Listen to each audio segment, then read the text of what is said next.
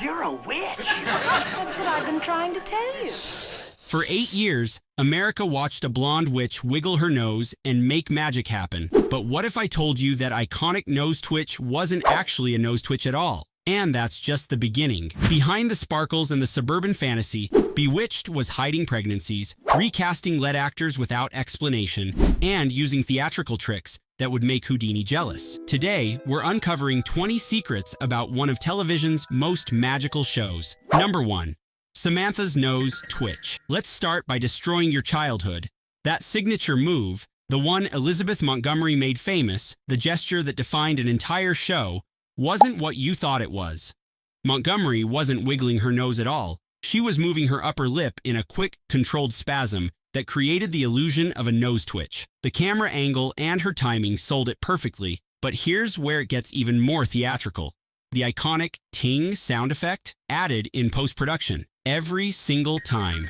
The magic wasn't just in the performance, it was in the editing booth, where sound engineers created that crystalline chime that made millions of viewers believe in television sorcery. Number 2, Elizabeth Montgomery hid her pregnancy. During seasons 2 and 3, Elizabeth Montgomery was pregnant twice. But this was 1960s television, where showing a pregnant woman on screen was still considered risky for family programming. So, the producers got creative.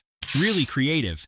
They positioned furniture strategically in front of her, they shot her from the shoulders up, they had her carry laundry baskets, grocery bags, and oversized purses in nearly every scene. Camera operators became experts at Dutch angles and medium shots.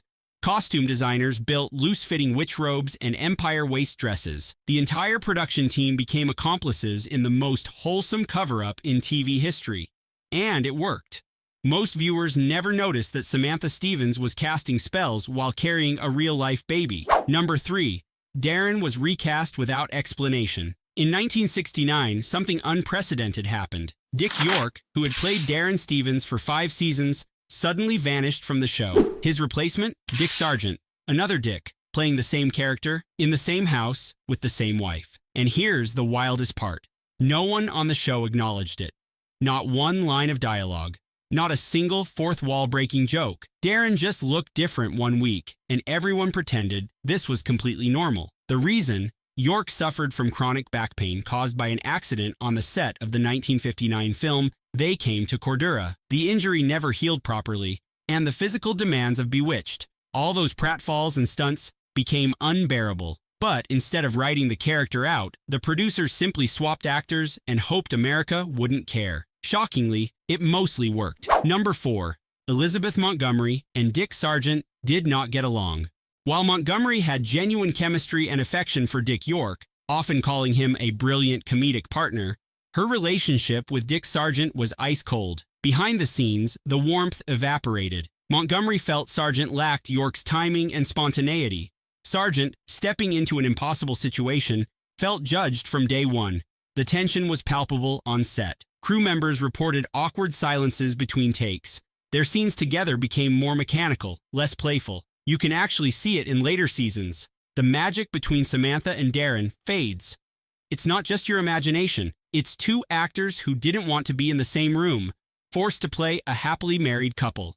Number 5. Agnes Moorehead loved the witch aesthetic in real life. Agnes Moorehead, the legendary actress who played the flamboyant scene-stealing Endora, didn't just tolerate her witch wardrobe, she loved it. Moorehead had always been drawn to bold, theatrical fashion in her personal life. The flowing caftans, the dramatic jewelry, the impossible hairstyles, all of it resonated with her own sense of style. Costume designers reported that Moorehead would often suggest additions.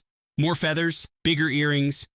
Can we make the sleeves wider? She saw Endora as permission to be as visually extravagant as she'd always wanted to be. Off camera, Moorehead collected vintage clothing and wore statement pieces that turned heads at Hollywood parties. Endora wasn't a character she played. Endora was who she wanted to be. Number 6. Real occult groups complained about the show. In the mid-1960s, as Bewitched became a cultural phenomenon, letters started arriving at ABC headquarters. They weren't from concerned parents or religious groups. They were from actual witches. Well, people who identified as witches. Wiccan covens, pagan organizations, and practitioners of various occult traditions wrote detailed complaints about how Bewitched was trivializing real magical practice and spreading misinformation about the craft. They objected to the nose-twitching shortcuts, the instant results, the lack of ritual and respect for natural forces. Some letters were earnest and educational. Others were less friendly. The studio mostly ignored them, but a few writers on the show admitted they found the feedback fascinating and slightly unsettling. Number 7. The house was not a real house. That charming suburban home where Samantha and Darren lived? Total illusion. The exterior was a facade on the Columbia Ranch backlot in Burbank, California. It wasn't even a complete structure, just a front wall with windows and a door. The same set was recycled across multiple shows. Viewers of Dennis the Menace would recognize it. So would fans of The Partridge Family, and I Dream of Jeannie and Hazel. Hollywood magic meant one house could be home to dozens of fictional families. Inside shots were filmed on sound stages, which is why you never saw a full 360-degree view of any room. The architecture didn't actually connect. It was all smoke and mirrors, fitting for a show about witchcraft. Number 8. Tabitha's role was played by real-life twins. When Samantha and Darren's daughter Tabitha was introduced, producers did what many TV shows do with infant characters. They cast twins. Aaron and Diane Murphy alternated the role to comply with child labor laws. But as the girls grew older, the producers made a decision. They kept only Aaron Murphy. The reason? They felt she had a more magical on-camera presence. She was more comfortable with the lights, more responsive to direction, and, according to one crew member, seemed to actually enjoy the chaos of a TV set. Diane moved on to a normal childhood. Aaron became a 1970s icon. But here's the emotional gut punch. Years later, both twins would speak fondly of their time on Bewitched, with no apparent resentment about the choice. Number 9. The show used practical magic tricks. In an era before CGI, before blue screens became standard, before digital compositing, how did Bewitched make furniture fly, doors slam, and objects vanish? The old-fashioned way: wires, magnets, trapdoors, and good timing. Every floating vase was held by invisible fishing line. Every door that burst open had a stagehand yanking a rope off-screen. Objects that popped out of existence were actually dropped through holes in tables while the camera cut away for a fraction of a second. It was theater, not filmmaking. And it required precision. Actors had to hit their marks perfectly, or the illusion would fail. Elizabeth Montgomery became an expert at pretending to cause effects that were actually controlled by a dozen people in the rafters. The magic was real. It just wasn't magical. Number 10. Agnes Moorehead was deeply religious. Here's a contradiction that baffled everyone on set. Agnes Moorehead was a devout Christian who attended Bible study regularly, carried scripture in her purse, and openly discussed her faith between takes. And yet, she fully committed to playing a powerful, unrepentant witch who mocked mortal religion and celebrated supernatural power. When asked about the apparent conflict, Moorehead reportedly said, "It's called acting, darling." She never saw a contradiction between her personal beliefs and her professional choices. She kept her biblical study materials and her witch scripts in the same bag. Crew members described it as surreal, watching her read scripture during lunch, then transform into Endora and deliver lines about hexes and curses with absolute conviction. Number 11. The show was almost canceled after only 13 episodes. When Bewitched premiered in September 1964, ABC executives were nervous. The premise seemed too weird, too fantastical for mainstream America. After 13 episodes, there were serious discussions about pulling the plug, and then something unexpected happened. The ratings exploded. Families loved it. Kids wanted to wiggle their noses like Samantha. Adults appreciated the subversive humor about marriage and conformity. By the end of the first season, Bewitched was one of the top-rated shows on television. It would stay there for years. The show that almost died after 3 months ran for 8 seasons and 254 episodes. Sometimes, magic is real. Number 12. Montgomery played 2 roles in one episode. Samantha had a cousin, Serena, the wild child, the rule breaker, the witch who didn't care about mortal conventions. And Serena was also played by Elizabeth Montgomery. Creating scenes where both characters appeared together required hours of painstaking work. Montgomery would film one side of the conversation as Samantha, then change into Serena's costume, alter her voice and mannerisms, and film the other side. Editors would combine the footage using split-screen techniques. Sometimes body doubles were used for over-the-shoulder shots. It was exhausting. It was time-consuming.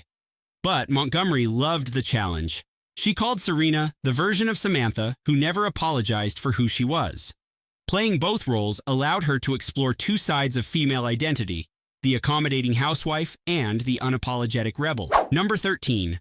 Paul Lynde's Uncle Arthur became a cult favorite. Paul Lynde was only supposed to appear in a few episodes as Uncle Arthur, Samantha's chaos-loving warlock relative, but audiences went crazy for him. His timing, his delivery, his ability to make every line sound both innocent and scandalous. It was television gold. Fan letters poured in demanding more Uncle Arthur, so producers rewrote scripts, adding scenes specifically for Lynde. He became a recurring character whose appearances were events. Behind the scenes, Lynde was known for improvising, for pushing jokes further than the script allowed, for making the crew laugh so hard they'd ruin takes. Some of his ad-libbed lines made it to air. Most didn't. 1960s censors had limits. But his influence on the show's tone was undeniable. Number 14. Larry Tate became a surprise pop culture icon. Larry Tate, the perpetually anxious, ethically flexible advertising executive played by David White, became something more than a supporting character. He became a symbol. Larry Tate entered the cultural lexicon as shorthand for a specific type of corporate hypocrisy. The boss who changes his opinions based on who's in the room, who values clients over principles, who flip-flops with shameless confidence. Writers on other shows started referencing pulling a Larry Tate. White played the role with such commitment that viewers genuinely believed this man existed in offices across America. And they were right. He did.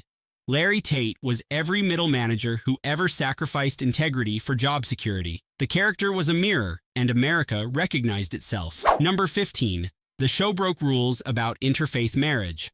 On the surface, Bewitched was about a witch married to a mortal.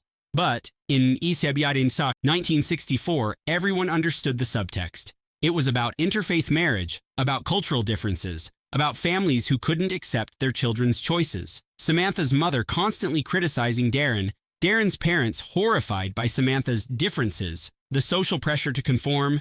These weren't fantasy problems. They were real issues facing real couples in the 1960s. Jewish-Christian marriages, Catholic-Protestant marriages, any relationship that crossed social or religious boundaries faced similar tensions. The show never stated this explicitly. It didn't have to. The metaphor was obvious to anyone who'd ever fought with their family over who they chose to love. Bewitched was radical because it wrapped progressive social commentary in sparkles and laugh tracks. Number 16. The Kravitz's nosy neighbors became a TV trope. Gladys and Abner Kravitz, the neighbors who constantly witnessed magical events, frantically tried to expose Samantha, and never got believed, created a template that TV writers have been copying ever since. The paranoid neighbor, the nosy busybody, the witness nobody trusts. Bewitched didn't invent the archetype, but it perfected it. Alice Pierce, who played Gladys in the early seasons, brought a manic desperation to the role that made you simultaneously laugh at her and feel sorry for her. She was right after all. Samantha was a witch. Crazy things were happening, but nobody would listen. It's a metaphor for being gaslit, for knowing the truth, and being dismissed. And it spawned 1,000 imitators across sitcoms, cartoons, and sketch comedy. Number 17. Many actors really performed their own stunts. This was the 1960s, before insurance companies controlled every production decision, before stunt coordinators dominated sets. So when a scene required Elizabeth Montgomery to be yanked off her feet by wires, she did it herself. When Dick York needed to take a pratfall, he took the fall. When Agnes Moorehead had to vanish in a puff of smoke, she triggered the mechanism personally. It was dangerous. It was exhausting. York's back injury proved just how risky it could be, but the actors took pride in it. They felt it made the magic more believable. And they were right. There's an authenticity to practical effects, to seeing real people react to real physical events. The stunts on Bewitched weren't perfect, but they were real, and that made them magical. Number 18. An episode banned for political witchcraft.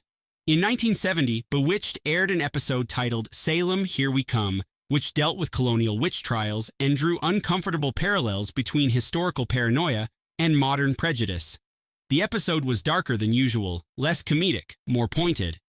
ABC received complaints. Local affiliates in conservative markets refused to air it. The network temporarily pulled the episode from rotation, deeming it too controversial for family programming. The irony was perfect. A show about witchcraft was being censored for being too political about witchcraft. Eventually, the episode was re-aired with minimal edits, but the damage was done. The creative team learned there were limits to how far they could push the metaphor. Some subjects, even dressed in comedy and fantasy, were too dangerous for prime time.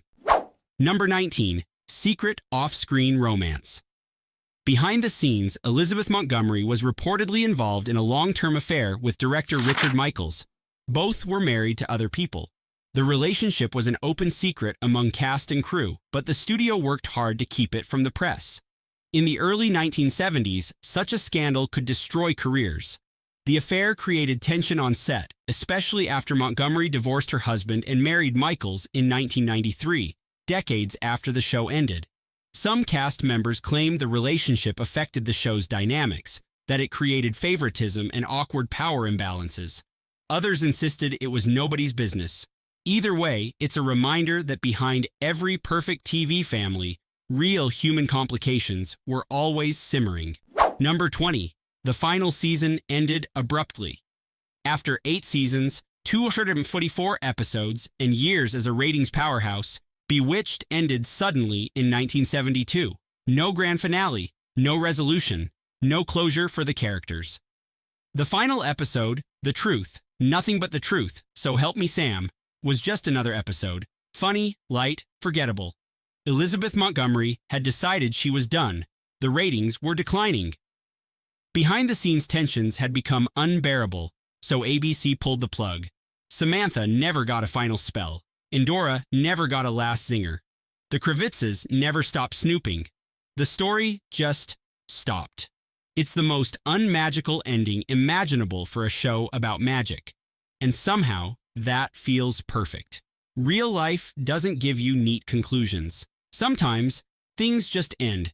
Bewitched wasn't just a sitcom about suburban witchcraft. It was a masterclass in television illusion, where every spell cast on screen required a dozen real people working invisible magic behind the camera. If this opened your eyes to the secrets behind TV's golden age, hit that like button and subscribe for more forgotten facts from the shows that defined a generation. See you in the next one.